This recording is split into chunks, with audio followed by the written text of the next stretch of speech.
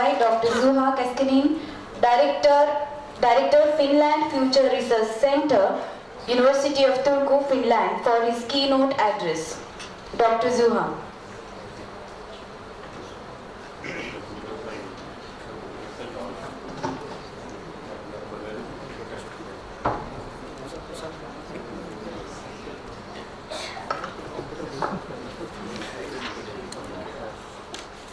Distinguished Vice Chancellor, distinguished guest of honor, distinguished Minister, ladies and gentlemen. I'm honored to be here in Solapur University on this day. So it is not an everyday event that a new future studies oriented academic center is established. This is really a rare occasion also internationally, let me assure you. Personally, I'm really positively taken by the brave decision Solapur University, with the support of public authorities, has done. I hope the path of your future will be smooth and straight, but I think that you must be ready also for some curves and bumps on that path. In my speech, I give a short overview on Finnish future studies practices, foresight practices. Some of you may know that here back in Finland, we have a permanent committee for the future in the Finnish Parliament. Regional authorities have to carry out foresight activities, and civil society also has a role to play. And also we'll widen up a couple of challenges future studies and foresight will have to deal with in the future. So the Committee for the Future, its task is to develop future policy dialogue with the government and with society at large. It evaluates and replies to government's future reports. It also organizes and coordinates technology assessment of the Parliament, and of course it follows up the results of research and development work in the field of future studies and foresight. So the counterpart for the Committee for the Future is the Prime Minister's office, and I'm pleased to say that Finland Futures Research Center is the permanent advisor of the Committee for the Future in the Finnish Parliament. So the Committee for the Future was established in 1993 as a think tank of members of Parliament. Traditionally, future studies has been carried out by ministries and research institutes or private think tanks, but this was a totally new approach taken by the Parliament. And since 1993, the government has issued once during its term of office a report on long-term future prospects and the government's targets, and submitted that to the Parliament. There is a background for this. We have a major economic crisis in Finland back in early 1990s. So something new has to be done. And starting point number 2 was that there was an initiative made in the Parliament already in 1992 calling on the government to present strategy for Finland's future. So we have a history more or less with about 25 years of doing that also in the Parliament and the government.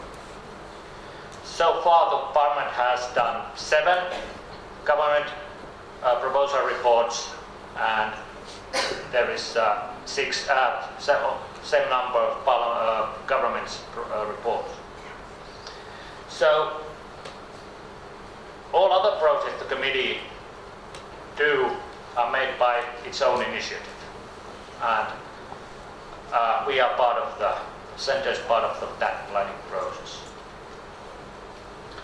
So on the governmental level, Prime Minister's office coordinates the preparation of this government report for the future and the government working group for the coordination of research, foresight and assessment activities. Ministries also conduct foresight activities under their sector of policy. and ministries give future reviews based on the outlines proposed on the government report on the future.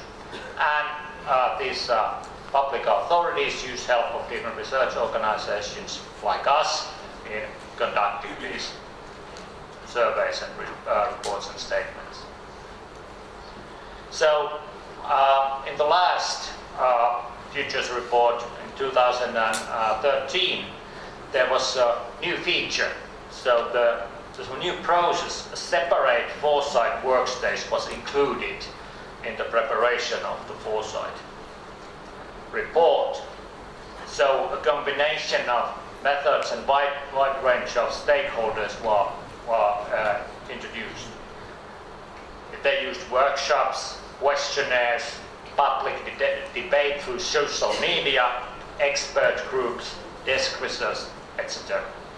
So really wide range of methods and participants. And the foresight phase was implemented in collaboration with the Prime Minister's Office, the Finnish Agency and Innovation called TEKES, the Academy of Finland and Finnish Innovation Fund. And a great number of independent specialists and experts from research institutions, enterprises and non-governmental organizations took part into the work. And there was open discussion at the Foresight Report's website, and for all persons to take a good add their comments. And in the 7 locations in Finland, there were workshops in which citizens were urged to come with ideas and discuss and think about the future and possibilities for Finland. So in that last phase, the foresight was divided into themes like public administration as an enabler, business regeneration, working life in the future, opportunities in the midst of scarcity, citizens' well-being and inclusion, and as a northern speciality, a new geography for the north. So, and there were some cross-cutting themes like competencies and capabilities, changes brought about the digital economy, globalization and flexibility, and the resilience in the face of crisis. So, the drawing up of the government report on the future was based on findings of the foresight phase, and it included a wide consultation of ministries, youth organizations, interest groups, NGOs, regional council, and future researchers. So this is what is going on in Finland, and the next Futures report by the government will be done in 2017. Its main theme probably will be work and education in the future. So this process is going on, it happens in every 4 years. On regional level, regional foresight is carried out also. The main actors are regional councils and centers for economic development, transport and the environment. There is a guiding law of regional developments that says the public actors, they must carry out foresight activities in their offices. There are some obligatory themes for regional foresight like business and industry, labor force, competence and skills. Also some voluntary themes are possible and in practice included in foresight like demographics, environmental, traffic and transport. So the regions themselves define the modes of foresight practices. Most common are foresight forums, regional foresight groups, web pages, foresight data, horizon scanning, so on. Cities and municipalities. So all major cities do foresight as part of strategic planning in one way or another. Of course, situation varies a lot in small and medium-sized municipalities. Some are more active in foresight than others. All take part on regional foresight and apply its results. The regional general plan and the regional development program. And these are updated in every 4 years. And use of participatory methods is quite common, so the citizens have a say. In order to do this foresight and future studies, we of course have to educate people in the university who can actually do it. So in our case, we have an organization that Finland Futures Research Center coordinates called Finland Futures Academy. It gives futures and foresight study modules for university students in 9 Finnish universities. So it's a network.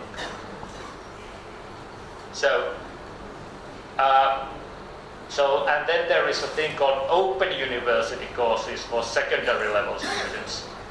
And you can go outside of the university, apply for the courses and do them on your own time. In our case, we have an international master's program of future studies in our center and doctoral program in the University of Turku doctoral graduate school. We have nowadays 15 doctoral students. Our intake for master studies is 20 students per year. The rector of university, who is willing to make University of Turku as a future university, wants to double that number. So when I go back to Finland, we start to talk about the funding. So that will be interesting. Of course, we are not the only one. In Finland, there are future-orientated, for example, EMBA programs also in Turku School of Economics, Lappeenranta University of Technology, and so on. But the Finland Futures Research Center is the only one who actually concentrates purely on future studies and foresight in Finland. We are the only one who have the real master's program and doctoral program for that. So you have to choose your partner really well. And of course, in the center we do some service work, in-house training and education services we provide for public and private sector organizations. But if you think about the new FIND center you have established here, what are the things it should concentrate on? Definitely, the main trend in all research nowadays is cross-disciplinary approach and cross-methodological approach. So you just have to be able to do things with other disciplines, not just on your own, especially on the development, research and development programs. The so-called wicked problems we have to solve in coming years are so that Omar used to be a sociologist. A sociologist cannot solve themselves. Nor can one engineer solve it, or humanist, or doctor of medicine. So there must be group work done. Of course, the combination of quantitative and qualitative methods is obvious. Use of different type of ICT solutions is one way to fasten up the future research projects. There's big possibilities in social media applications, virtual environments, gamification, models and simulations. So of course there are challenges. Those who are more familiar with the vocabulary of future studies knows that we deal with things like weak signals, wildcards, non-linear phenomena. So how we can handle these things that are not even there yet. And that's the big methodological challenge we definitely will be discussing in coming years. And of course, as mentioned before already here, the accelerating speed of change is giving us a big challenge.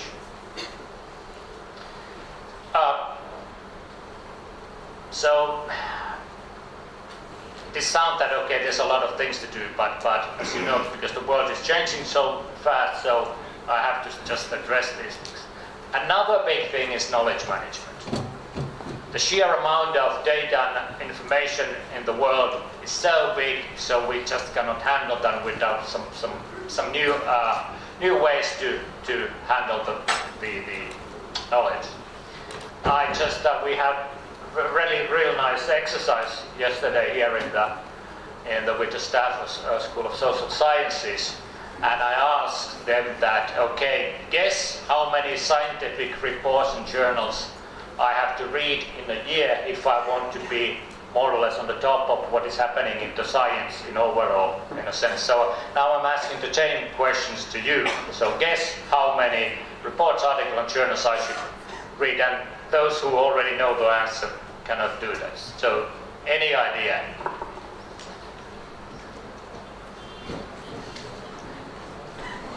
Be brave.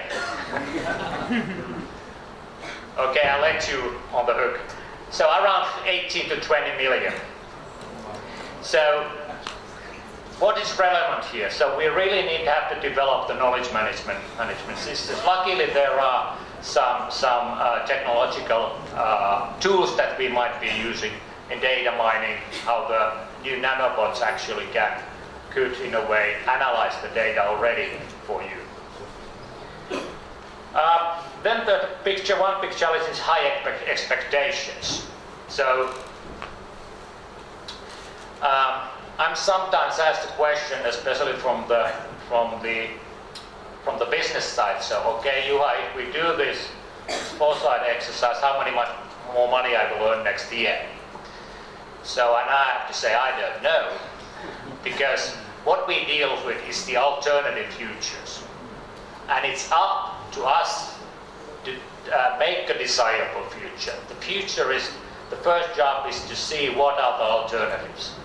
And then it's up to making the future become its work of all of us. So we have to remember that.